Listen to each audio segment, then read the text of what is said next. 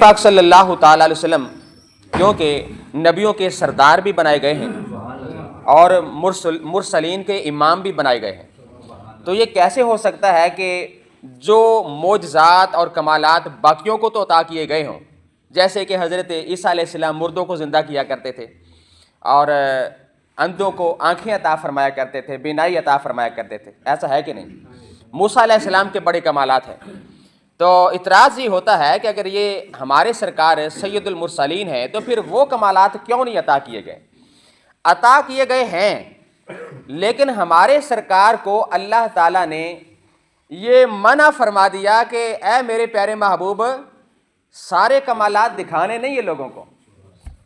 یہ میں حوالہ پیش کرنے لگا ہوں، اتنے کمالات، حالانکہ یہ تھوڑے کمالات نہیں ہیں جو سرکار نے کر کر کے دکھائے ہوئے ہیں، چاند توڑ دینا، سورج موڑ دینا، بڑے بڑے کمالات ہیں۔ بہرحال آج کا سبق ذرا سنیے، یہ تفسیر بغوی کے حوالہ کے ساتھ میں آپ کو یہ ایک واقعہ سناتا ہوں۔ کفار مکہ نے تاجدار رسالت مآب صلی اللہ تعالی وسلم کی خدمت میں عرض کیا کہ آپ صلی اللہ تعالی وسلم حضرت موسیٰ اور حضرت عیسیٰ علیہ السلام کے معجزات تو بیان کرتے ہیں، اگر ہم کو ہماری منہ مانگی نشانیاں دکھا دیں تو ہم آپ پر ایمان لے آئیں گے۔ یعنی انہوں نے بھی وہی بات کہی کہ پچھلے نبیوں نے تو بڑے بڑے کمالات کر کے دکھائے، تو آپ بھی کر کے دکھا دیں تو ہم آپ پر ایمان لے آئیں گے۔ اچھا، ایک اور بات یہاں پر سنیے کہ نبی کا معجزہ اور ولی کی کرامت یہ اپنی طرف سے نہیں ہوتی، یہ اللہ کی عطا سے ہوتی ہے، یہ بات یاد رکھنا۔ کوئی بندہ آج اٹھ کے یہ کہہ دے کہ اللہ کے نبی اور اللہ کے ولی یہ اپنا معاذ اللہ تعالیٰ پیشاب روک کے دکھا دے تو ہم مانیں، اے توبہ کر، اللہ کے پیاروں کا کوئی ایسا امتحان لیتے ہیں اور اتنے گندے طریقے سے؟ دیکھو صحیح، یہ کوئی مسلمان کہہ سکتا ہے کہ یہ نبی ولی تو پیشاب بھی نہیں روک سکتے؟ لا حول ولا قوۃ الا باللہ العلی العظیم۔ ان پاک ہستیوں کے بارے میں زبانوں کو ہمیشہ بند ہی رکھنا چاہیے، کہیں تیرے ایمان کا کباڑا ہی نہ ہو جائے۔ تو کمالات تو اللہ تعالیٰ نے عطا فرمائے ہیں، معجزہ بھی اسی وقت اور کرامت بھی اسی وقت ظاہر ہونی ہے جب پیچھے اللہ تعالیٰ کا حکم نازل ہونا ہوتا ہے، یہ مسلمان کا عقیدہ ہے۔ اچھا تو سنیے، جب ان کافروں نے سرکار کے سامنے یہ ڈیمانڈ رکھی، تفسیر بغوی سے پڑھ رہا ہوں، کہ ہمیں بھی وہ کر کے دکھائیں، موسیٰ علیہ السلام کی باتیں تو آپ سناتے ہیں، عیسیٰ پاک کے تذکرے سنا رہے ہیں۔ اچھا آگے پھر کیا ہوا؟ نبی پاک علیہ السلام نے ان کی بات کو سنا اور فرمایا بولو کیا چاہتے ہو؟ اللہ اکبر، میرے سرکار تیار ہو گئے، خدا کی قسم میرے سرکار تیار ہو گئے۔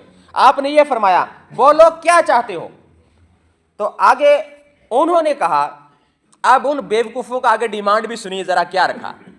چاہیے تو یہ تھا کہ ہمارے لیے دعا یہ کر دیں کہ اللہ قسمت میں جنت پکی کر دے، پھر تو مزہ ہوتا دعا کروانے کا۔ تو انہوں نے کیا کہا، جو صفا پہاڑ ہے وہ سونے کا ہو جائے، دنیاوی ڈیمانڈ رکھی۔ اور دوسری بات یہ آپ نے کر کے دکھانی ہے کہ ہمارے بعض مردے جو ہمارے دنیا سے چلے گئے ہیں تو وہ اٹھیں، زندہ کر کے دکھائیں۔ یعنی ان کے ذہن میں حضرت عیسیٰ علیہ السلام والا واقعہ تھا نا، انہوں نے تذکرہ سنا ہوا تھا، تو ویسا ہی سرکار کے سامنے رکھ دیا۔ بات سن رہے ہیں نا ویسے؟ تو آگے سے کیا ہوا کہ ہمارے کچھ مردے اٹھے اور اٹھ کے گواہی دیں۔ کیا گواہی دینی ہے؟ کہ آپ سچے نبی ہیں۔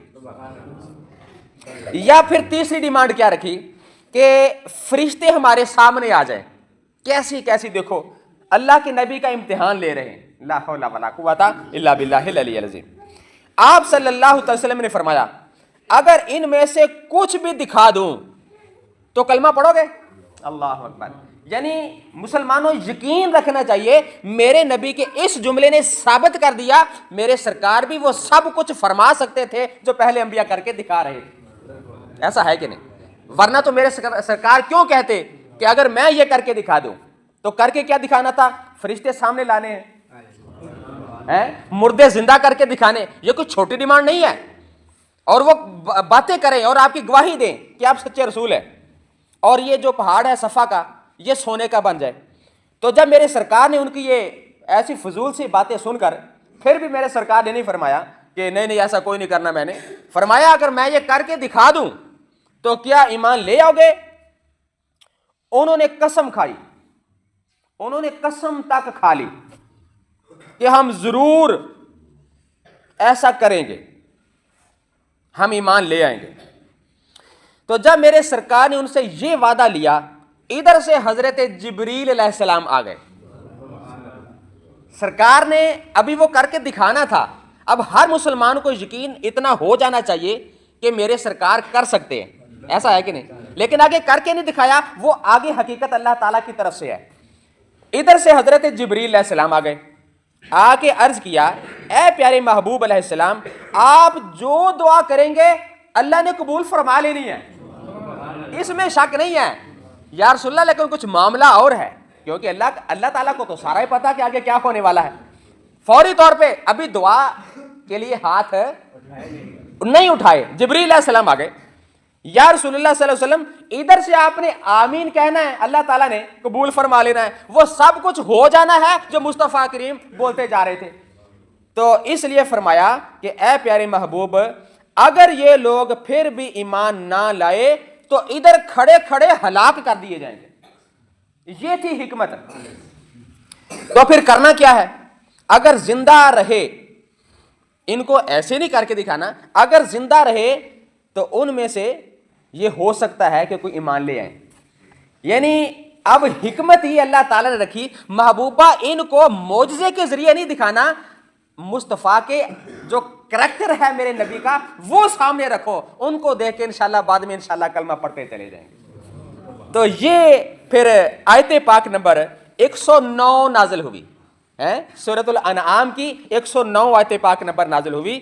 وَأَقْسَمُوا بِاللَّهِ، اور انہوں نے اللہ کی قسم کھائی۔ واقعہ آپ کو میں نے پڑھ کے سنا دیا ہے، ٹھیک ہے، اب صرف ترجمہ سن لیں۔ وَأَقْسَمُوا بِاللَّهِ جَهْدَ أَيْمَانِهِمْ، اللہ کی قسم کھائی اپنے حلف میں پوری کوشش سے کہ ہم ضرور ایمان لے آئیں گے آپ پر۔ لَإِن جَاءَتْهُمْ آیَةٌ لَيُؤْمِنُنَّ بِهَا، اگر ان کے پاس کوئی نشانی آئی تو ضرور اس پر ایمان لائیں گے۔ قُلْ إِنَّمَا، اے میرے محبوب تم فرما دو، انما الآیات عند اللہ، کہ نشانیاں تو اللہ کے پاس ہیں۔ وہی بات آ گئی، معجزہ اور کرامت یہ اس وقت ظاہر ہوتی ہے جب اللہ تعالیٰ پیچھے چاہتا ہے۔ تو یہی میرے سرکار نے فرمایا عند اللہ، اللہ کے پاس ہیں۔ وما یشعرکم، اور تمہیں کیا خبر، انہا اذا جاءت، جب وہ آئیں یعنی دلیلیں جب آ جائیں گی، لا یؤمنون، تو وہ ایمان نہ لائیں گے۔ یہ میرے سرکار اللہ تعالیٰ نے سرکار کو پیغام دیا تھا کہ محبوبہ اگر اتنے کمالات دیکھ کر بھی نہ مانے تو پھر ہم نے ان کو کھڑے کھڑے غرق کر دینا ہے۔ تو لیکن اللہ تعالیٰ کو پتہ تھا کہ ان کی نسلوں میں عاشقان مصطفیٰ پیدا ہونے ہیں۔ اللہ اکبر۔ اللہ تعالیٰ ہمیشہ ہمیں قرآن کے ان بابرکت واقعات سے ہمیشہ اپنے ایمان کو تازہ رکھنے کی توفیق